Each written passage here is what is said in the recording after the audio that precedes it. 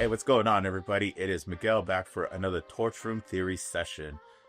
And today we have Susan Mathison, IFBBPro, who is on the road for Masters Olympia held in Tokyo. I've been working with Susan for about 3 or 4 months going on now. Working with Susan has been very, very good because I got to see her during her grow season. Now she's in her prep 9 to 10 weeks out. So that is very good. We've been able to keep the muscle tissue as pliable as possible. And one thing that I really did tell Susan when I started working with her during her grow is proper massage therapy, specifically for bodybuilders, can help improve muscle growth and muscle development by at least an extra 10 to 15%. So she's been able to notice that as she's leaning out, seeing more muscle activation, better performance on the gym floor. And even as she's posing, one thing that she really wanted to see was her back widen out. And that is one thing that has really been displayed on her body that she's noticing. It's coming for your 9 weeks out, 9-ish, 10 weeks out. So if you look at her shoulders, they're starting to pop right now. I wasn't seeing that. I wasn't seeing that like 2-3 weeks ago. And those delts are popping. It's the first thing I noticed. So, but yeah, so today, let's just see what you're looking like now. Let's just hit a couple poses. Just the poses I like to really see is mostly the front relaxed pose and maybe some side, some like quarter turns. Yeah. And what we're looking for is shape, any imbalances. Shoulders are just looking faster. That's insane. I love it. We've been working on your back and your lats to spread those out, and you see those wings just cut out. We've been working on legs to just, when we work on legs during the grow season, we're trying to bring as much pliability so they can grow. Since she's going to be doing more compound movements, more heavier weights, she wants to get that mass in there. Let's see a side shot. Like it. Yeah, just like a quarter turn. Yeah. Again, we're looking for lines. We're looking to see what muscles are popping, which ones are not. So yeah, perfect. And let's just do back double bicep and our front double bicep. Look at that back. That's insane. Look at that. You've done really good work this year. Yeah. I've seen your back just transform. Let's hit our front double bicep. Yo, that's just amazing. That's just amazing. I love to see athletes posing here, so I always know what I'm working with. But I start feeling bad for myself because I need to hit the gym floor too. But one day I'm gonna start working out. It's like, yeah, out there, I see it. They're gonna say that. I'm out there just socializing. I'm just socializing. But again, we always want to see what the athlete looks like. So just hitting a few poses just to see how the muscle's moving and where things might be lagging, so we can put the most attention to. But today's focus was legs. And after seeing her pose a little bit, I really wanted to focus on the legs. That was on my call, just because I want to see the legs pop a little bit. So knowing how the condition they were when she walked in, they're not bad. Her muscle tissue is very pliable. I'm just trying to get a feel for how the training has been coming through. So hitting my 315 squats. Try to do a few more. 315 squat? Yeah. Damn, that's insane. I don't think I could do that on a good day. Man, I'll be lucky if I just have a couple 25s on there. Yeah, I feel like if I just, when I warm up, I always do ankle mobility, little hip mobility. And I feel like I feel like ankle mobility is so cute. If anybody wants to see the Torture Room guy go through a training session out there in Dragons Lair and have her lead the way, yeah. Let's see if I can hang. If and just comment. Let's see, and we'll put her Instagram tag on there and shoot her a message too. The Torture Room guy. But I want him to activate even more when she's out there training.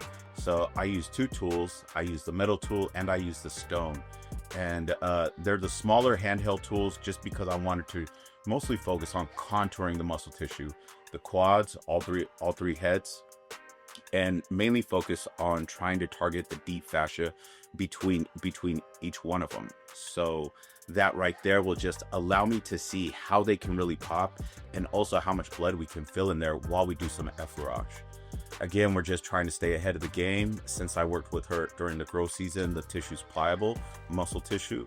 Now we're just focusing on the fascia. And I know I've said it before where I only use stone with the fascia release, but since she responds very well to the scraping, that's why I implemented the metal tool. So you're going to have to play that by ear for anybody who does do muscle scraping, that is an LMT, that does work with bodybuilders. Some athletes actually respond very well to the metal regardless. So initially I first started with the inside of the knee.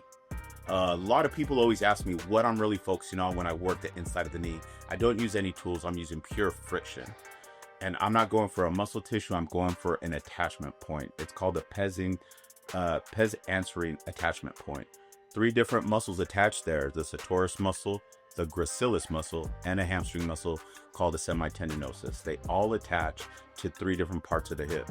Knowing that we're working on legs, we really want to make sure that that is really pliable. So when she's on the gym floor doing squats, leg workouts, lunges, however she trains, we want that knee flexion and hip flexion to go as smoothly as possible, especially when it's under resistance. So we target that first, and then we're going to go into the quads. It's right here. I started to feel a little bit of knotting happening right here on this outside quad. So when athletes are in prep, I really like to look at, I always say this, the integrity of the muscle tissue. That's how I'm going to understand how it's responding out there on the gym floor. They can feel really good when they're training, which she is, that's fine, but we want to stay ahead of the game. So anytime I might feel something happening to the muscle tissue where there's a little bit of fibrotic tissue, some tightness, some knotting, I want to get ahead of it so she can still keep performing out on the gym floor and, keep pushing more blood in the muscle tissue. So it's just going to give that nice clean look the leaner and leaner she gets. So going to that VMO, the sartorius muscle, that's inside of the quad.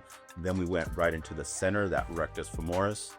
So I didn't notice anything jumping out at me on those. So that one we mostly stuck to just scraping, again, just to keep the pliability going and the blood flow going so she can keep performing out there on the gym floor.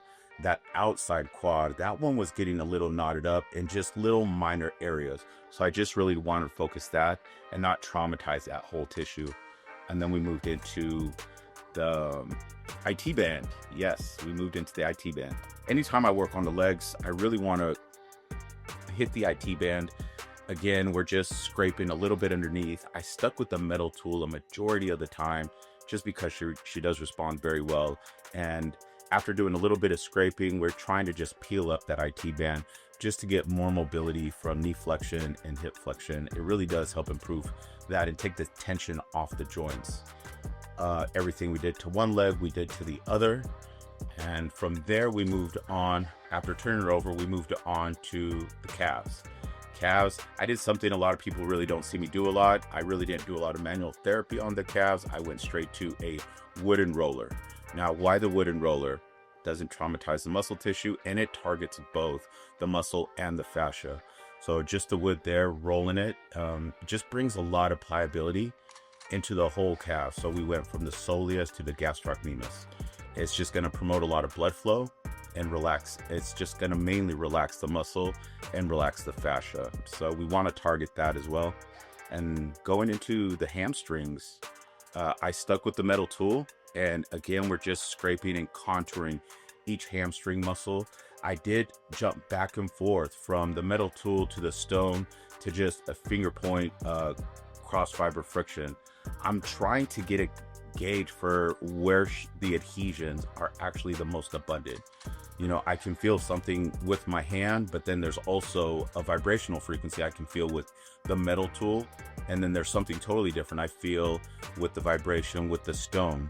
So I wanted to use all 3 methods to just get the best possible outcome for the hamstrings to pop as much as possible while not traumatizing them a little bit too much.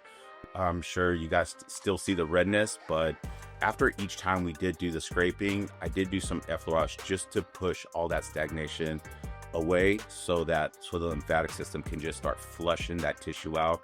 So she doesn't get a really big soreness after the treatment. She can still train legs if she wanted to tomorrow or in 2 days. It's not going to be this long process where she has to wait a week. We want to keep the athlete performing in the gym.